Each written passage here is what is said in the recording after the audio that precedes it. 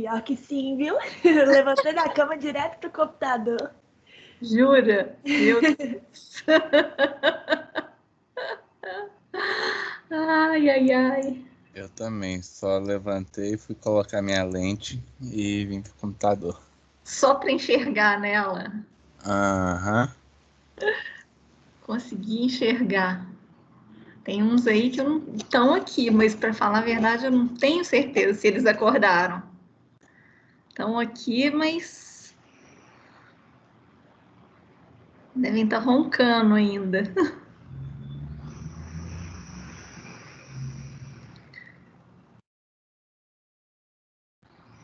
Hoje eu consegui acordar cedo. Acordei, acho que devia ser umas 6 horas por aí.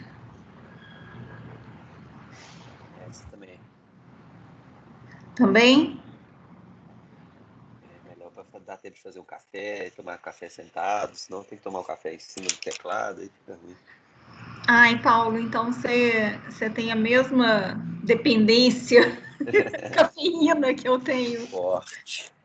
Nossa, eu tenho demais, assim. Eu não consigo começar o dia se eu não tomar um café. Um café bem tomado, igual você. Isso.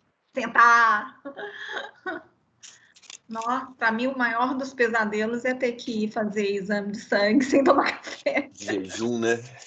É um pesadelo ter que sair de casa sem tomar café. Eu tô com o meu aqui do lado, inclusive. Agora eu confesso para vocês que hoje eu não vou abrir a câmera por um motivo. Adivinhem qual? Tá de pijama. Acertou. Qual? Cabelo ou pijama? Não. As duas coisas, na verdade. Meu cabelo não viu um pente. Na verdade, ele nem sabe o que é um pente. E o pijama. Tô de pijama. Confesso que tô de pijama. Então eu não vou abrir a câmera por isso, gente. Não deu tempo de trocar de roupa e pintar o cabelo. A parte boa da diferença de horário é que eu posso acordar 8 horas e acordar antes de todo mundo, tranquilo, dá tempo até de estudar. Onde você tá? Portugal. Que chique! Que coisa chiquérrima! Você Ia tá aí? ser chique. Eu vim pro intercâmbio da PUC, mas ia ser chique se eu não tivesse na terceira quarentena, né? Ah, tá. Você já tá na terceira, né? Já esgotei um pouquinho de quarentena na minha vida. Pode passar pra próxima, por favor. Nossa, Leandro. Mas aí você não tá conseguindo. Você tá tendo aula remota aí? Como é que tá? Minhas aulas em Portugal não acabaram, então até 3 semanas atrás estavam presenciais, agora estão remotas, e aí eu tô com aula na PUC e em Portugal ao mesmo tempo, então eu tô uma bagunça. Nossa, meu Deus. Meu Jesus. E aí, quando que acabam as aulas aí em Portugal? Se tudo der certo essa semana. Ah, tá. Não, aí você vai conseguir ter foco, né? Mas você não vai conseguir voltar, né? Ou vai? A fronteira tá fechada, então um dia eu volto. Nossa, mas Portugal é muito legal, né? Você conseguiu passear um pouco antes? Conseguiu, né? Eu conheci alguns lugares antes da quarentena e no meio do ano deu uma aliviada, então deu para conhecer outros lugares de Portugal e deu para ir em alguns outros países também. Ah, porque isso aqui é legal, né? Aproveitar a oportunidade que você tá aí e, e conhecer. Você chegou a pegar o inverno aí? Sim, eu tô. A gente ainda tá um pouco no inverno, eu tô na região mais fria de Portugal, na minha cidade neva de vez em quando. Ah, olha. Qual cidade que é? Ela chama Guarda, é a cidade mais alta de Portugal. Nossa, olha só. Fica Interessante isso. perto da Serra da Estrela. Ó. Meu Deus, e aí então neva, porque em poucos lugares de Portugal que tem neve, né? Não Acho que é costuma só a minha nevar, região mesmo. só nessa região aí. Sim. Então bom que você curtiu. Curtiu um pouco de tudo, apesar de ter ficado preso. É. Ó, o Matheus está falando aqui uma coisa. Professor, eu não consegui encontrar o cronograma no Canvas, nem no SGA. Onde ele está mesmo? Matheus, então, eu não lembro se eu mandei o cronograma, eu acho que não. Eu submeti o plano de ensino. Então, é o plano de ensino que tem aquelas coisas que eu falei com vocês na aula passada. E eu não sei se o Max já aprovou. No momento que ele aprova, fica disponível para vocês no SGA, em plano de ensino. Mas é possível que não tenha aprovado ainda, porque os professores ainda estão fazendo os seus planos de ensino. Então, eu acho que vai ter uma data, assim, sei lá, talvez depois do carnaval, que ele vai olhar todos. Eu acho que é o Felipe que está olhando, não é o Max, é o Felipe. Quem está responsável pelos planos de ensino é o Felipe. Então, ele deve fazer isso depois do carnaval, provavelmente. Matheus Luiz. Matheus, você foi meu aluno? Eu estou vendo seu rosto aqui, não estou te reconhecendo. Matheus Luiz Oliveira Espíndola. Esse nome não me é estranho. O nome é familiar, mas pela foto, estou te achando diferente. Ok. Ó, o Matheus Alberto é o mesmo rosto da época que foi meu aluno. Mesma coisa, não mudou nada. Matheus Luiz tá... Não, você tá bem diferente, nossa. Do Matheus Alberto apareceu uma barba aí, verdade. Carol tá idêntica. Nossa, idêntica. Galera, então tá, minha tela já tá compartilhada, eu já tô gravando aqui. Vou começar lá na aula, tá? Enquanto eu tiver com o slide aberto, eu não vejo o chat. Se for necessário, então, por favor, me interrompam e me chamem.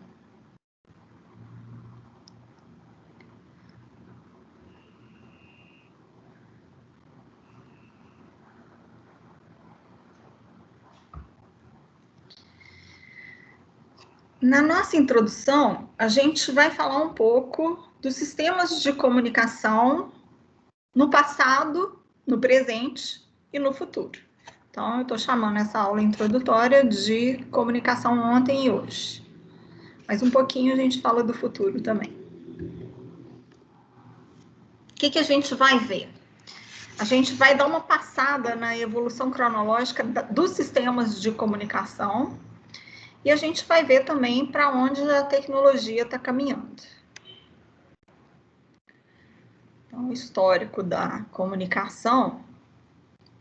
O que a gente sabe? A gente sabe que, graças aos sistemas de comunicação, as distâncias dentro do nosso planeta foram encurtadas. Não literalmente, mas a gente hoje consegue não só um sistema de comunicação em tempo real, a gente acabou de ter um exemplo, né? Nós estamos conversando com o Leandro, que está lá na Europa. Então, a gente consegue comunicação em tempo real, transferência de dados em tempo real, como se a pessoa estivesse ao nosso lado, como se a informação estivesse ao nosso lado. Então, com isso, a gente tem a sensação que o mundo está ficando menor. Eu ontem estava pensando nisso, eu estava pensando na aula que eu ia dar para vocês, e aí, para mim mesma, veio uma sensação muito interessante, que foi, gente, eu vivi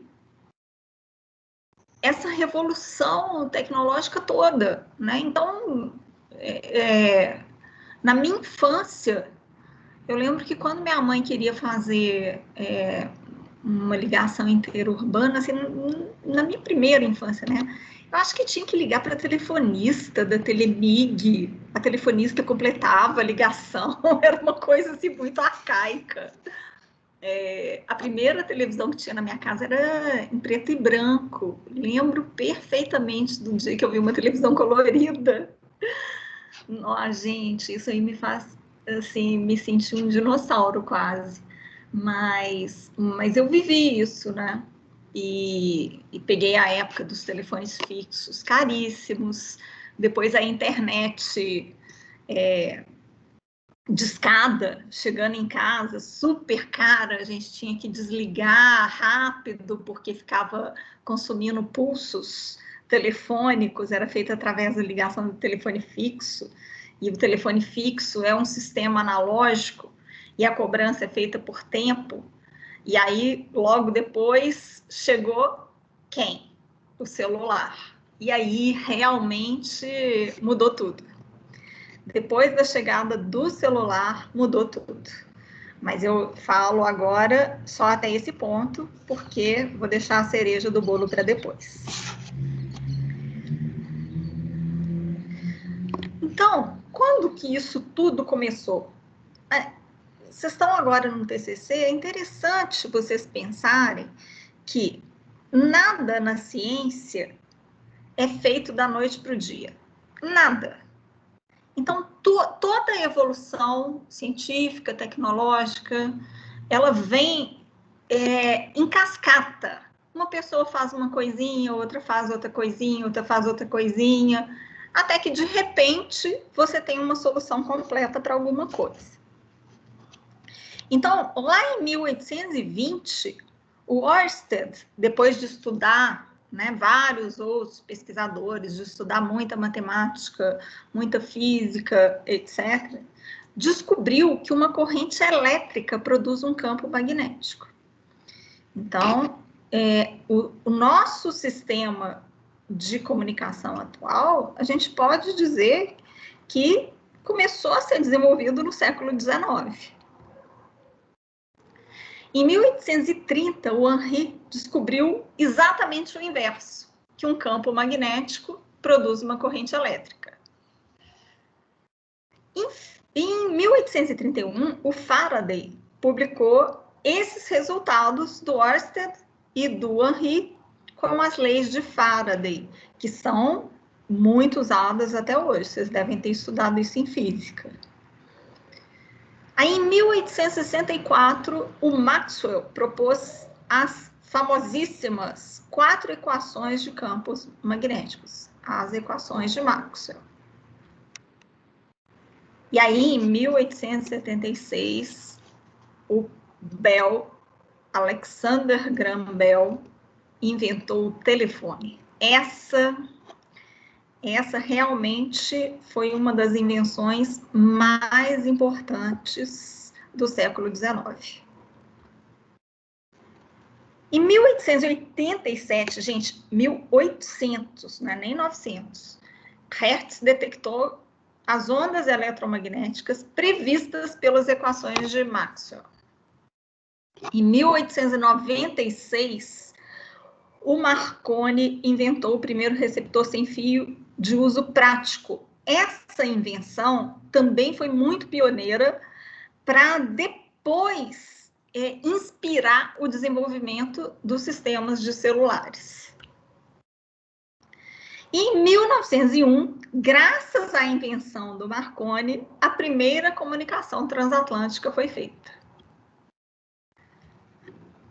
E aí, quando a gente começa a pensar, né, em comunicação sem fio, você vê que o Marconi inventou um sistema de comunicação sem fio.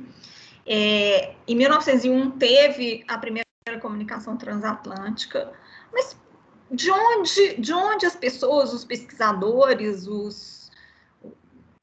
as cabeças pensantes da época tiravam essas ideias? Pasmem, as primeiras ideias de comunicação sem fio vieram da Idade Média. E sabe o que eles usavam? Pombo-correio. Exatamente, pombo-correio. E em 1794, instituiu-se na França o primeiro telégrafo óptico. Então, você conseguia mandar mensagens através desse telégrafo óptico em 1794. Gente, século XVIII. E aí, na Primeira Guerra Mundial, o exército inglês começou a adotar pombos-correios como mensageiros. E esse exército inglês ofereceu para o exército francês esse serviço de comunicação. Olha que interessante, gente. Hoje os países oferecem rede 5G, né? Internet de altíssima largura de banda. Naquela época, eles ofereceram pombos-correios. E não, é o contrário, os franceses que ofereceram para os ingleses. E aí os ingleses viram que os pombos-correios eram super úteis. Em 1918, eles tinham 20 mil pombos-correios. Impressionante, né? E na Primeira Guerra Mundial também, eu estou dando um destaque aqui para isso. Por quê? Porque em épocas de guerra, a comunicação tem um desenvolvimento muito forte. Então, existe um investimento pesado em sistemas de comunicação e em tecnologia. Então, sempre tem assim, um avanço tecnológico grande nesses períodos de guerra, infelizmente, óbvio, né? Infelizmente, tristemente, isso deveria ser algo de investimento constante, não para períodos de guerra. E aí, a telefonia por fio ganhou um desenvolvimento super acelerado na época da Primeira Guerra Mundial. E os telégrafos, né? Porque além dos pombos-correio, eles precisavam de uma coisa um pouco mais confiável. Os pombos-correio funcionavam, eles realmente conseguiam entregar mensagens, mas não era exatamente com 100% de precisão. E aí, na segunda metade do século XIX, esses telégrafos com fio e óticos, baseados em código de Morse, ganharam um desenvolvimento bem expressivo. E aí, obviamente, eles começaram a investir nesses telégrafos. Eles viram que era muito eficiente a comunicação por meio de telégrafo e começaram a investir na comunicação por rádio para esses telégrafos. Então, transmitir telegramas através de ondas de rádio.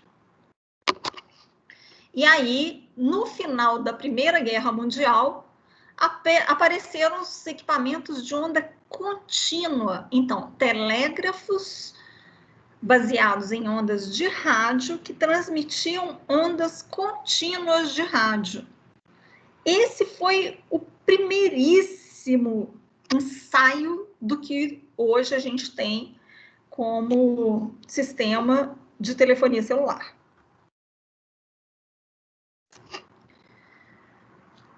Bom, então a gente viu que Primeira Guerra Mundial fechou assim com os telégrafos sem fio baseados em redes de rádio desenvolvidos e sendo bem usados. Aí em 1921, esses sistemas baseados em rádios de difusão comercial entraram em operação nos Estados Unidos. E aí, né, eles usavam na medida da necessidade, tudo funcionando bem. Entre 1939 e 1945, a comunicação sem fio teve um desenvolvimento extremamente acelerado. Aí vocês vão me perguntar, mas por que nesse bloco, nesse período de 39 a 45? Segunda Guerra Mundial. Olha que coisa triste, pessoal. Então, na Segunda Guerra Mundial, a comunicação sem fio, baseada em ondas de rádio, foi extremamente utilizada. 2 anos depois, a T&T Bell Labs, lembram do Bell que inventou o telefone? Então, a T&T Bell Labs é uma empresa que tem esse nome justamente por causa do Graham Bell. Aí a Bell Labs propôs o conceito do sistema de celular, em 47. Em 63, quase 20 anos depois, a TIT Bell Labs demonstrou o primeiro sistema de celular. E exatamente 20 anos depois, o primeiro sistema celular comercial começou a ser usado nos Estados Unidos. Então, a marca do sistema de celular é a década de 80. O primeiro foi nos Estados Unidos, em 1983. Mas logo depois chegou em todas as partes do mundo. O meu primeiro celular, eu acho que eu comprei... chegou aqui no Brasil em 87. Nossa, quando que eu comprei meu primeiro celular? Já era a década de 90. Eu já estava trabalhando, deixa eu pensar, deve ter sido 91, por aí. Meu primeiro celular, um tijolãozão. Depois, do ano 2000 para cá, a gente tem o desenvolvimento de muitas outras tecnologias baseadas em comunicação sem fio. Então, são vários sistemas, várias tecnologias, vários protocolos, vários equipamentos diferentes que tiveram origem nessa história toda que eu estou contando para vocês. Eu não atualizei o slide, está aqui 2020. Tem que atualizar 2021, que é o hoje. O que a gente tem hoje? A gente tem internet das coisas, cidades inteligentes e computação ubíqua. O que quer dizer computação ubíqua? Computação ubíqua quer dizer acesso à informação em qualquer lugar e a qualquer momento. Que é exatamente a definição deste slide. Acesso à informação em qualquer lugar, a qualquer momento.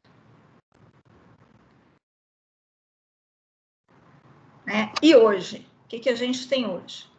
O que a gente já falou. Internet das coisas. O que quer dizer internet das coisas? As coisas passam a ter capacidade de processamento, armazenamento e transmissão. Quais coisas? Quaisquer coisas. Portas, portões, janelas, persianas, computadores, tablets, celulares, óculos, bengalas, geladeiras, fogões, fornos, sistemas de irrigação, piscinas, banheiras, qualquer coisa. Então, o que essa figura nos mostra? Hoje a gente tem o mundo, além de interconectado pelos sistemas de comunicação, as coisas também interligadas e as pessoas com acesso à informação sobre tudo e sobre todos. Então, a gente vê hoje essa interconexão geral propiciada pelos sistemas de comunicação. E aí, o que vem para frente? A gente pensa que para frente essa tendência de integração é o que predomina. Então, todos os sistemas de comunicação cada vez mais integrados. A palavra convergência é outra que é muito forte na atualidade e vai permanecer para o futuro. Porque a convergência ela é não somente dos sistemas de comunicação, mas também dos dispositivos, que têm funcionalidades convergentes. Eu já devo ter falado sobre isso com vocês quando vocês estavam lá no primeiro período. Mas hoje a gente tem aparelhos que têm múltiplas funções. Então, que às vezes você não consegue nem dizer se é uma TV, se é um computador, se é um aparelho de som, se é um PlayStation. Você não sabe, porque ele faz tudo. E ele tem todas as funções integradas. Essa realmente é uma tendência. E aí, a comunicação e a computação tendem a se tornar pervasivas. O que significa a computação e a comunicação pervasiva? É aquela que permeia o ambiente. Como assim permeia? Está no ambiente, está integrado ao ambiente. E às vezes a gente nem percebe que está ali. E quando eu digo o céu é o limite, o que eu estou dizendo? Assim, tem projetos hoje muito avançados, por exemplo, de internet no espaço. Né? A Google investe nisso, tem pessoas muito competentes lá dentro, trabalhando em projetos de internet no espaço.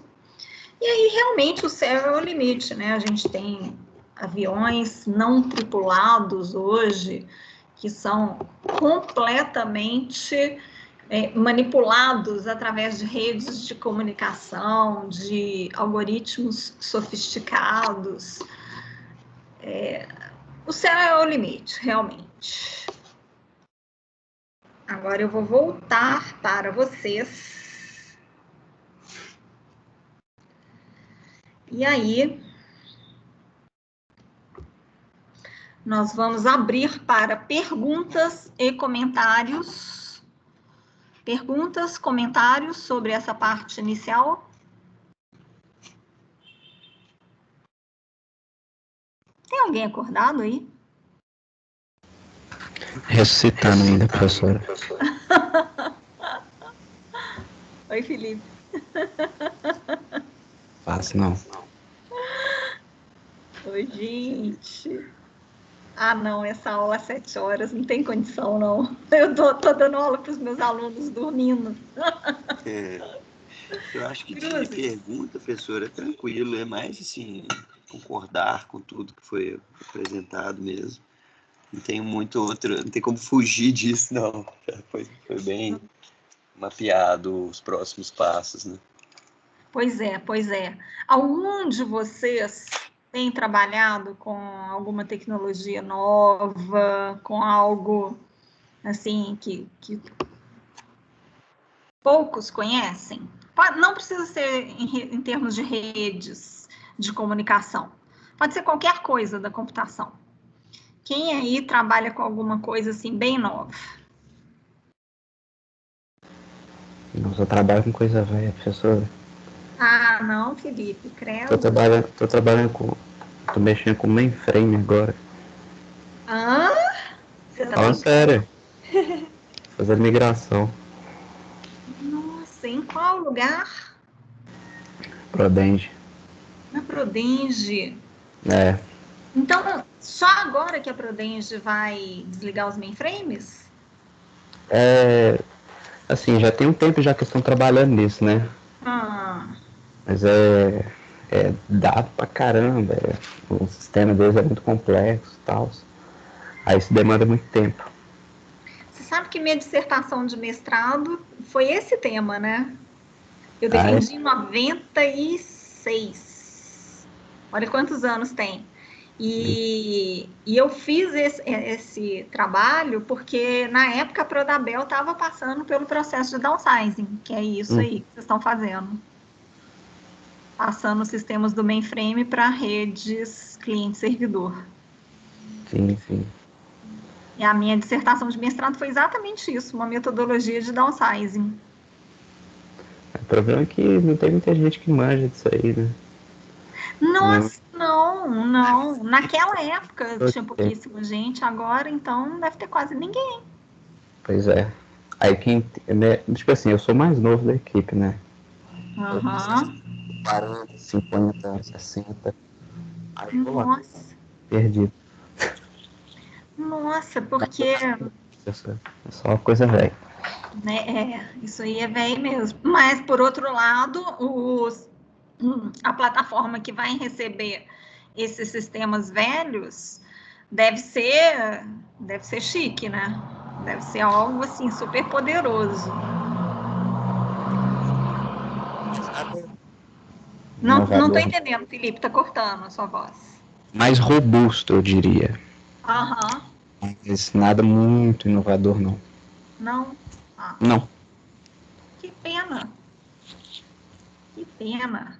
E como é que tá... Ai, agora eu vou fazer uma pergunta um pouco fora da tecnologia. Como é que tá a questão, assim, da administração atual lá na Prodenge? Assim, a Prodenge é um ponto chave, né, do governo, ou é visto como um encosto? Eu diria que é um ponto-chave, porque pelo menos o sistema que a gente está trabalhando é um sistema de gerenciamento prisional, que vai que os pessoal lá das penitenciárias e tal vão gerir lá de dentro mesmo em todos as cidades. Todas as penitenciárias do estado vão ter esse sistema aí, vão usar esse sistema aí. Vão sair do sistema antigo, que é o Infopay, e vão para o sistema novo, que é o Sigpri. Entendeu? Legal. Interessante. Aí eu acho que não é um desperdício de dinheiro, não é um encosto, não. Não é um encosto, né? Não, porque, olha só que interessante. Eu, no início da minha carreira, eu trabalhei muitos anos na Prodabel, como eu já falei para vocês. E assim, todas as prefeituras, né, a Prodabel é da prefeitura, todas as prefeituras sempre falavam que a Prodabel era meio um encosto, assim, no governo do município, que tinha que privatizar o sistema de computação e tal. Mas nunca fizeram isso. E assim, eu tenho essa visão um pouco, igual você falou, Felipe, que é uma empresa estratégica, né, para os governos, né, tanto no nível municipal, quanto estadual, quanto federal. A empresa que trabalha com tecnologia e manipulação de dados para o governo assim, uma das mais estratégicas. É quase uma joia, né, porque ali você tem tudo, e você tem a possibilidade de fazer uma transformação governamental muito grande com um sistema bem feito. Esse aí que você falou é um exemplo, né? Um sistema um sistema prisional bem feito, gente. É muito dado para muita gente. E tem que gerir isso muito bem, porque tem muita fraude também, né? Aí tem que fazer um sistema maneiro que pode pegar esses probleminhas aí. Pois é. Agora, vocês imaginem, por exemplo, a gente fala muito, assim, de sistemas para o futuro, né? Sistemas que misturam inteligência artificial com realidade aumentada, com teletransporte, com holografia, com milhões de coisas. Mas, por outro lado, se você pensar, ainda tem muita coisa para ser feita nos sistemas tradicionais, né? Você vê que hoje, em pleno 2021, não existe um sistema eficiente no Brasil para a Receita Federal. Então, tem muita sonegação no Brasil, tem muito desvio de imposto, porque não tem um sistema eficiente. Então, se você tivesse um sistema eficiente conectando o sistema financeiro todo, né, como tem em outras partes do mundo, ia ter muito menos sonegação. Mas não tem. Então, é um sistema tradicional, trabalhosíssimo, óbvio, que mexe com interesses econômicos fortes, políticos fortes, mas que tem que ser feito. Tem que ser feito. Então, hoje você ainda tem assim, uma necessidade de desenvolvimento de sistemas tradicionais, muito mesmo na área governamental, né? Outro exemplo é a integração das polícias, né? A integração das polícias, até hoje não tem um sistema que integra a informação das polícias. Isso para mim é uma coisa assim inexplicável, meu Deus. É inexplicável um negócio desse. Bom, mas aí isso vai muito além da tecnologia, né? E como eu disse, tem interesses políticos e econômicos por trás. Ai, o Matheus falou uma coisa, gente. Matheus, isso também é de cair para trás, né? Isso aí, em pleno 2020, está começando. Está começando. O povo nesses tribunais aí trabalha com papel. Eu tenho muitas amigas que formaram em direito, né? Eu tinha uma amiga, na verdade, ela fazia computação, depois ela migrou para o curso de direito, ela não gostou da computação para fazer direito. E aí eu acabei fazendo muitas amizades com pessoas do curso de direito. Hoje eu tenho as minhas melhores amigas, quase todas são formadas em direito. E a grande maioria trabalha nesses tribunais, fez concurso e foi trabalhar num tribunal. Gente, elas trabalham com papel, pilhas de papel. Pilhas de papel, levam papel para casa, pilhas de processos para serem analisados. Meu Deus, isso realmente é uma coisa dinossáurica, né? É igual, fui abrir uma conta ali no Santander para monitoria, né? Pegar a bolsa de monitoria. Aí chega lá e fala, eu quero abrir uma conta, beleza. Aí ela sacou aquela penca de papel, tinha uns 2 dedos de espessura só de papel. Aí assinando aquele trem lá, eu falei assim, se para cada conta que você vai abrir, você precisa desse tanto de papel? Eu falei, Eu falei, nossa senhora, você tá doido. Haja árvore. Haja árvore, exatamente, Felipe. Olha, o Matheus está falando, é impressionante, porque os processos hoje são documentos impressos, redigidos num computador. Exato! Gente, é isso mesmo, assim, haja árvore, haja papel. No começo, assim, quando a gente começou a ter sistemas online para entrega de trabalhos na PUC, eu confesso que eu tive um pouco de dificuldade de corrigir trabalho no computador. Então, eu imprimia. Às vezes eu imprimia, às vezes eu pedia para os alunos entregarem impressos. Gente, mas hoje eu não imprimo nada, nada. Eu não imprimo nada. Eu me sinto extremamente culpada quando eu imprimo uma folha. Eu falo, meu Deus, eu estou gastando papel, eu estou acabando com o planeta, eu estou acabando com o sistema do planeta, o sistema vivo do planeta. E esse povo imprime tudo. Não, o Santander é extremamente digital. Tô passada com essa informação. Para cada conta, um calhamaço de papel. Nossa. Foi lá na agência da PUC mesmo. Nossa, tô passada. Muita coisa ainda a fazer, né, pessoal? Muita coisa a fazer dentro da computação.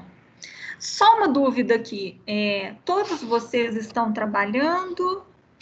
Tem algum que está dedicado exclusivamente a estudar? Todo mundo trabalhando? Provavelmente. Todo mundo trabalhando, legal. A demanda por mão de obra qualificada na área de computação é muito alta, né? E o curso da PUC é muito bem visto, né? Então, vocês são muito requisitados pelo mercado.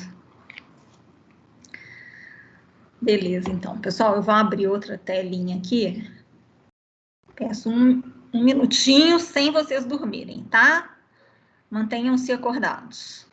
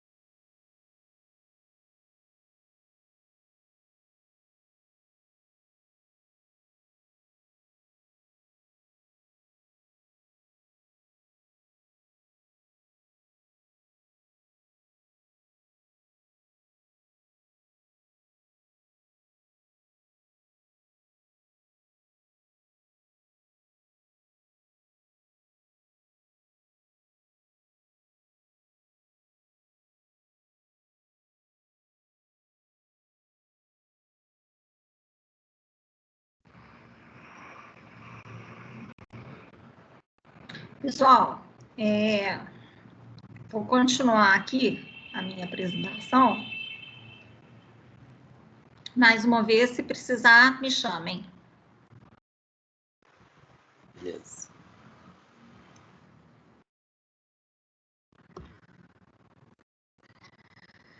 Bom, então, quando a gente fala da computação móvel, o que a gente está falando? A gente está falando de algo que tem capacidade de processamento, que tem mobilidade e tem comunicação sem fio. O que é o processamento? O processamento hoje está em várias coisas, muito além de processamento em computador. Além dos dispositivos portáteis computacionais, como celulares e tablets, a gente tem muitas outras coisas que têm capacidade de processar algo. Às vezes, coisas que a gente nem imagina. Por exemplo, caixas. Você pode ter processamento em caixas, né? Você pode ter... Você hoje tem relógios com capacidade de processamento, óculos, várias outras coisas. E a mobilidade? Então, a mobilidade faz com que você proporcione a computação móvel a um contexto que antes era completamente fixo. E essa mobilidade nos faz ter a computação ubíqua, né? A computação ubíqua, ela existe graças a essa mobilidade da computação móvel. E além dos fios serem muito feios e trabalhosos, a comunicação sem fio, ela atinge áreas muitas vezes não alcançadas com a comunicação com fio. E aí, se a gente tiver, então, processamento, mobilidade e comunicação sem fio, a gente tem a computação móvel. Hoje a gente tem as redes veiculares. As redes veiculares, elas têm essa característica de computação móvel. Dentro de um veículo, você pode ter processamento, obviamente você já tem a mobilidade e você tem comunicação sem fio. Existem protocolos específicos para veículos hoje em dia. E a gente tem que tomar cuidado porque a computação móvel é a tradução de dois termos diferentes da computação, mobile computing e mobile computation. Né? Os dois são traduzidos para computação móvel. No nosso caso, a gente está falando de dispositivos portáteis com processamento e comunicação sem fio. Mas eu posso ter também a computação móvel associada a agentes de programação móveis. Então, eu faço processamento móvel, um agente de programação que migra entre máquinas diferentes, e isso também é chamado de computação móvel. Alguns exemplos, né? Applets em Java, eu tenho sistemas operacionais com processos distribuídos, e eu tenho softwares baseados em agentes que se movem entre máquinas diferentes. Né? Em inglês, são dois termos distintos. Isso é relacionado a mobile computation. E a parte de rede é mobile computing.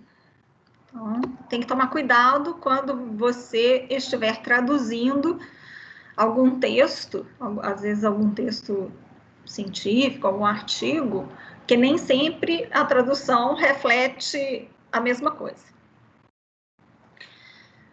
Bom, quando eu tenho um sistema de comunicação com fio, sem mobilidade, eu tenho uma rede fixa tradicional, né? Que é essa aqui. Com fio e sem mobilidade. Quando eu tenho a comunicação sem fio, mas sem mobilidade, eu simplesmente tenho uma rede local sem fio, que é exatamente o que a maioria de nós agora tem, né? Você tem uma rede local sem fio, mas você não está se movendo. Quando eu tenho a comunicação com fio e um dispositivo portátil que tem mobilidade, eu simplesmente tenho um dispositivo numa rede local estrangeira. Tá? Então, eu pego o meu laptop e coloco num ponto de rede do laboratório. Né? Isso não pode ser chamado de computação móvel. Então, o que eu estou mostrando aqui nessa tabela? Quando que eu posso chamar alguma coisa de computação móvel? Somente nesse caso, eu tenho comunicação sem fio e mobilidade. Aí sim eu tenho computação móvel.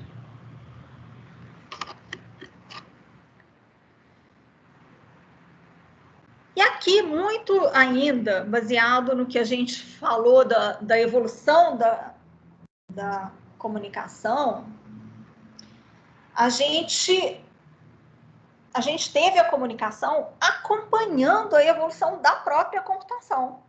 Né? Vocês devem lembrar lá da minha aula de História da Computação, do primeiro período, que a gente falou do paradigma BET, dos computadores, os mainframes da década de 60. Olha aí, Felipe, você está trabalhando com coisa da década de 60. Meu Jesus! Deprimente. Nossa, é o paradigma da década de 60. Mas você sabe que tem muito lugar que ainda tem, muitos bancos ainda tem mainframe, né? Tem banco que tem mainframe ainda. Nossa, sim. Mas a Prudential demorou, hein? Puxa. Demorou mesmo. Demorou.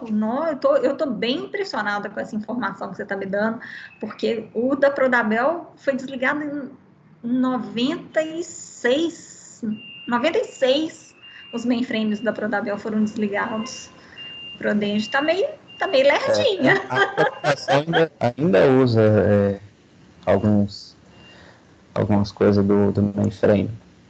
A aplicação ainda faz requisição mainframe, usando o broker.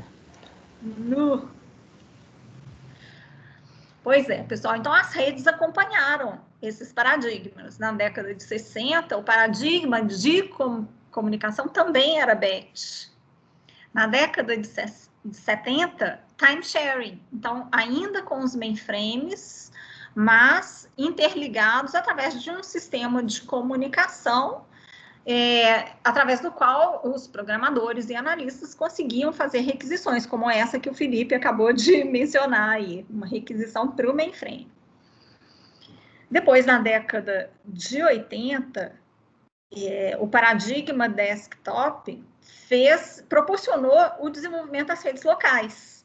Então, as redes locais foram desenvolvidas nessa década de 80. E aí, o paradigma cliente-servidor, na década de 90, com essa cara que hoje a gente conhece da internet, né? O paradigma cliente-servidor da internet, que perdura até hoje. E aí a gente vê quando um paradigma surge, o anterior decai. Né? Então, olha aqui, Felipe, onde que vocês estão? Vocês estão aqui muito próximos do zero em termos de gastos com mainframes. Né? Dos PCs hoje em dia, deve estar aqui embaixo também, né? Deve estar por aqui, assim, sei lá. Ainda tem muita empresa que compra PC, né? E dos dispositivos de computação ubíqua, sem dúvida nenhuma, os investimentos são muito maiores. Aí eu falei para vocês lá do futuro, né? A internet no espaço. Vocês já fizeram introdução à computação comigo, já fizeram redes com a Raquel. Então, vocês provavelmente devem ter... eu não, acho que vocês não fizeram redes com a Raquel, vocês devem ter feito com o Marco, né? Deve ter sido com o Marco. Não, fiz com a Raquel. Fez com a Raquel? Então vocês já devem ter visto Isso o marco aqui. é Redes 2, né? Ah, o marco é depois, é verdade. O marco é Redes 2, né? Tá certo, Marco é Redes 2. Gente, o Vinton Cerf, então, é ninguém mais, ninguém menos que o próprio inventor do TCP. Né? Ele esteve no desenvolvimento do TCP e nos primórdios da internet, da arquitetura TCP/IP, como a gente conhece hoje. Ele deve estar com quase 80 anos. E ele hoje é um dos diretores da Google e trabalha nesse projeto de internet no espaço. Né? E a primeira vez que eu ouvi o Vinton Cerf numa conferência falar sobre isso, eu ri. Eu e a plateia inteira, a gente riu, porque, imagina, um senhor de 70 e poucos anos, isso foi sei lá, uns 6 anos para trás, e aí ele falou, pessoal, agora o meu projeto atual é colocar a internet em outros planetas. Aí a plateia toda começou a rir, né? Gente, esse cara tá viajando, tá caducando já, né? E não, ele não estava caducando, e isso hoje realmente é um projeto sério da Google. E aí, né, eu sempre gosto de mostrar a entrevista que ele deu na Time Latino-Americana, no ano 2000, e aí perguntaram para ele como seria a internet em 2020. E olha só, gente, no ano 2000, a gente usava celular 2G, no início dos anos 2000, não tinha internet em celular, era 2G, comunicação por voz, e assim, estava começando ainda um projeto de utilizar sistemas WAP, era um sistema paralelo à rede de celular. Aí ele falou, a internet se tornará ubíqua, os acessos serão feitos através de enlaces de alta velocidade e baixa potência. Diferentes dispositivos computacionais terão a internet embutida e conversarão entre si. A previsão dele para 2020. Teremos dispositivos computacionais com múltiplas funções. Um nome interessante seria widget. Em 2020, possivelmente teremos mais coisas online, aparelhos, veículos, prédios, etc., que pessoas. Dispositivos programáveis serão tão baratos, serão embutidos em caixas, etc. Gente, agora eu vou até voltar para vocês. Não é impressionante o que uma pessoa dessa fala? É muito impressionante, não é? No ano 2000 eu já estava fazendo doutorado. E assim, quando eu li esse artigo, eu falei, nossa, vai ter caixa com processamento, mas assim, é muito caro colocar processamento em caixa. Não, hoje é barato e existe. E a previsão dele estava certinha. Né? Se concretizou. Ou você ficou meio cética sobre Eu fiquei um pouco cética, Paulo. Confesso que eu fiquei um pouco cética. Eu achei que estava viajando na maioria vezes, para falar a verdade. Eu achei exagerado. Muito mais coisas que pessoas. Gente, esse cara está viajando. Nossa, você vê, né? Assim, é um super visionário mesmo. E, nossa. E depois, quando eu ri na conferência que eu fui, que ele falou da internet no espaço, assim, eu não me atinei, né, com a coisa. E ele ainda falou, vocês estão rindo, assim, um auditório super lotado. E ele falou isso e todo mundo caiu na gargalhada. Ele falou, vocês estão rindo, né? Mas aí vocês vão ver lá na frente que eu estava certo. Matheus, vou disponibilizar os slides, sim, no Canvas, tá? Vou colocar tudo lá no Canvas. Esse aí sabe do que fala, né? Ele sabe. Hoje, se ele falar que, sei lá, vai colocar a internet num grão de milho, eu acho que eu vou acreditar. Eu tô cansada de passar vergonha com ele. Tô passando vergonha, viu? Muito bem, vamos voltar. Bom, então, o que foram os destaques desse artigo dele? Primeiro, ele falou em uma coisa que necessitava de uma infraestrutura muito forte, né, para sustentar toda essa comunicação. Então, provavelmente celular e satélite, que é exatamente o que a gente tem hoje. E redes móveis ad hoc. As redes móveis ad hoc são aquelas que também não precisam dessa infraestrutura, são elementos que conversam entre si. Por exemplo, numa rede veicular, você faz, num primeiro momento, uma rede móvel ad hoc. Os veículos trocam informações entre si e, se precisar, utilizam alguma coisa de infraestrutura. Pode ser, por exemplo, uma torre de celular. E outra coisa legal que ele falou foi internet embutida nas coisas. E tudo isso se concretizou. E aí você fica pensando, né? Quando que as pessoas usam a computação móvel? Gente, a computação móvel, hoje, ela faz parte do nosso dia a dia, assim, tão fortemente, que assim, situações antes inimagináveis acontecem, né? Chega uma pessoa na sua casa e uma das primeiras coisas que pergunta é qual é a senha do Wi-Fi. Isso é tão engraçado, né?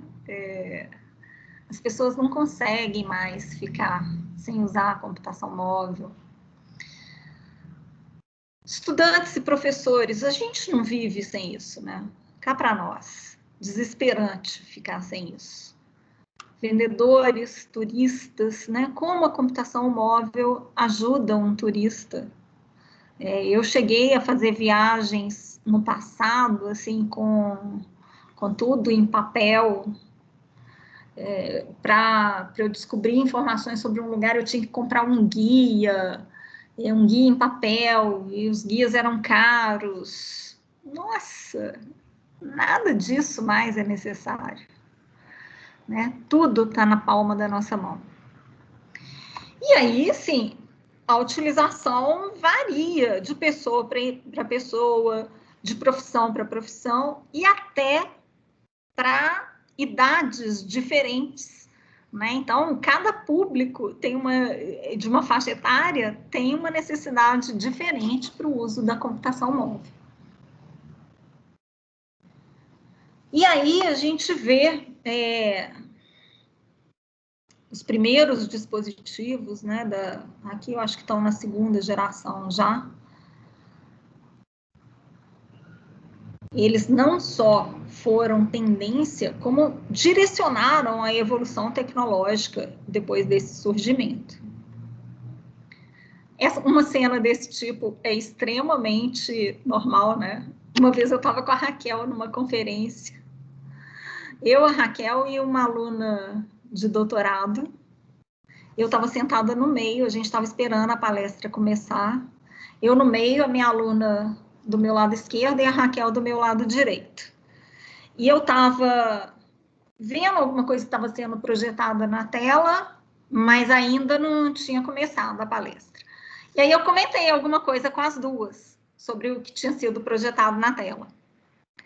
Nenhuma das duas me ouviu, porque as duas estavam mexendo no celular com a cabeça baixa. Eu falei, gente, é a realidade hoje, né? Assim, você está do lado de uma pessoa, mas ela praticamente não está ali com você.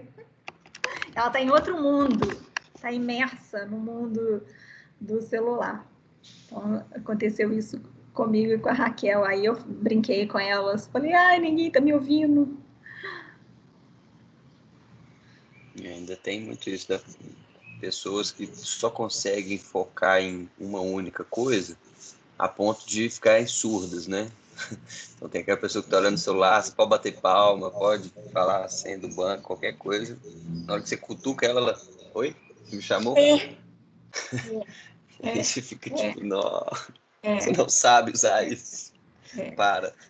Vocês assistiram? Você está falando isso, Paulo? Me lembrou daquele filme O Dilema das Redes. Vocês viram na Netflix? Tá na minha lista ainda, confesso que não vi. Eu vi ele, professora. Meu, aquilo lá você fica um pouco engatilhado com aquilo ali tudo, viu?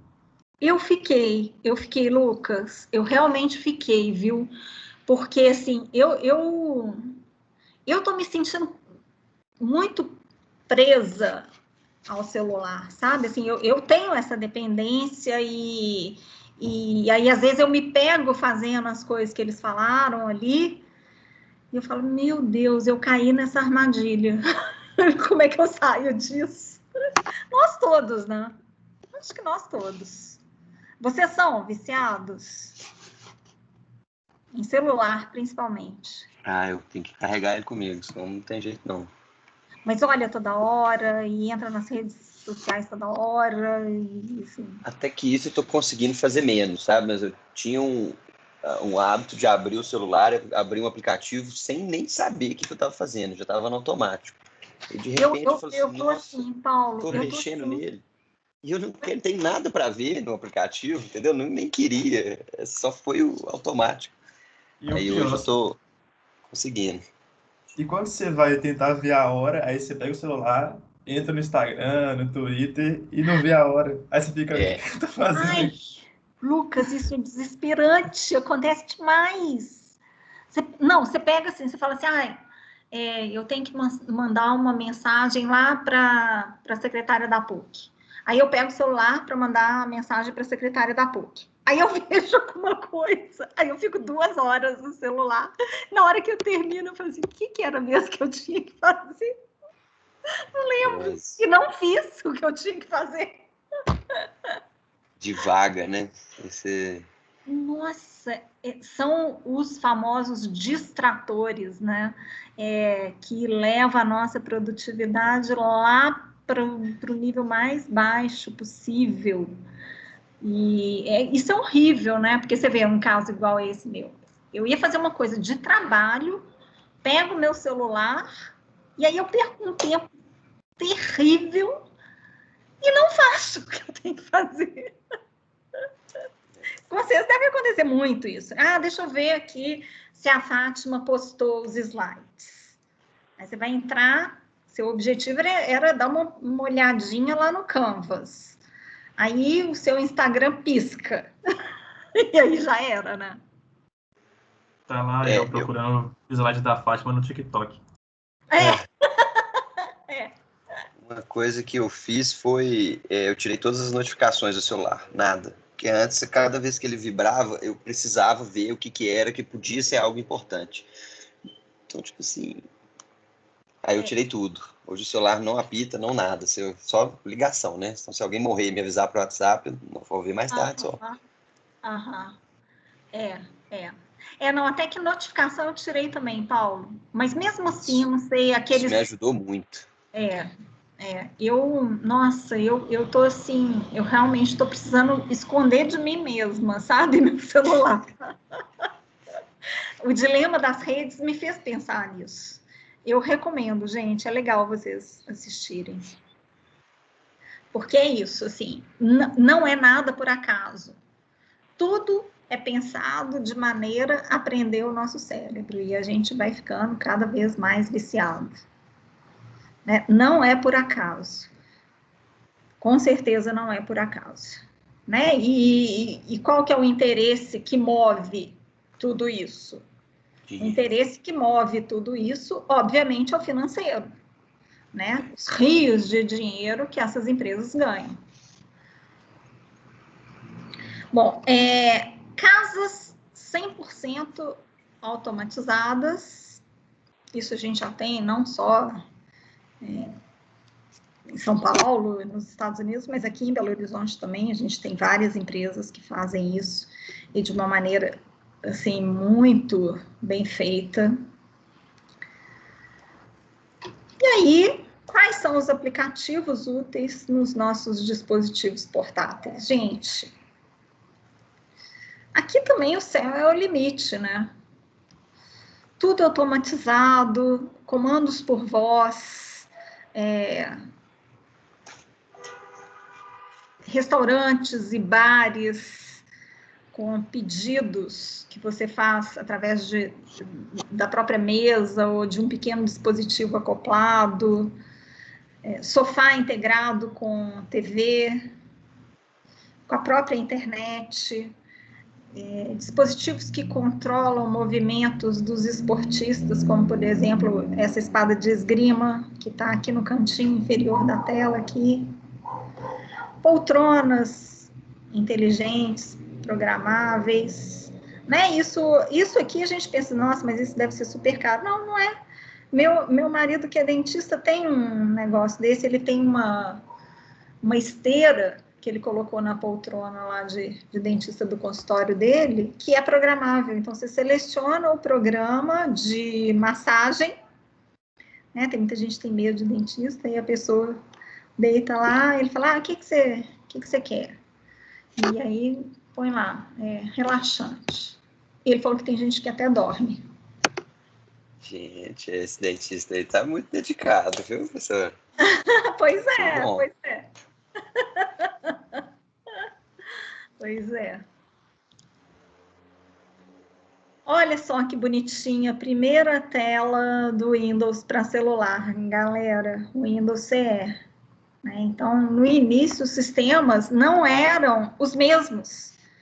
As empresas tinham que fazer sistemas específicos para celulares, utilizando conexões WAP. Então, você tinha que fazer um gateway WAP, um sistema específico para celular, uma adaptação super trabalhosa, e aí começaram a surgir interfaces e sistemas operacionais para dispositivos portáteis. Então, hoje o mesmo sistema que você desenvolve para desktop, para web, é aquele do celular. E como você consegue fazer o mesmo desenvolvimento, um desenvolvimento completamente adaptável ao mundo móvel, você reutiliza recurso. Porque quando começaram os sistemas para celular lá no início dos anos 2000, você gastava muito recurso. Você tinha que ter um gateway, você tinha que ter um servidor específico para os sistemas que iam ficar disponíveis em celular, você tinha que ter uma equipe específica para aquilo, era uma coisa super cara, né? E hoje não, você tem uma equipe, um servidor, um tudo, para você conseguir fazer essa disponibilização. E aí, o que você precisa para fazer desenvolvimento para computação móvel? Você precisa de absolutamente tudo de computação, né? Projeto da interface, engenharia de software, dos circuitos físicos, sistemas operacionais, compiladores, bancos de dados, protocolos de comunicação e aplicações. A vantagem é que hoje em dia, como eu disse, um desenvolvimento que você faz para um dispositivo fixo é exatamente o mesmo que você faz para a computação móvel. Ok. Vou parar aqui. Slide 58.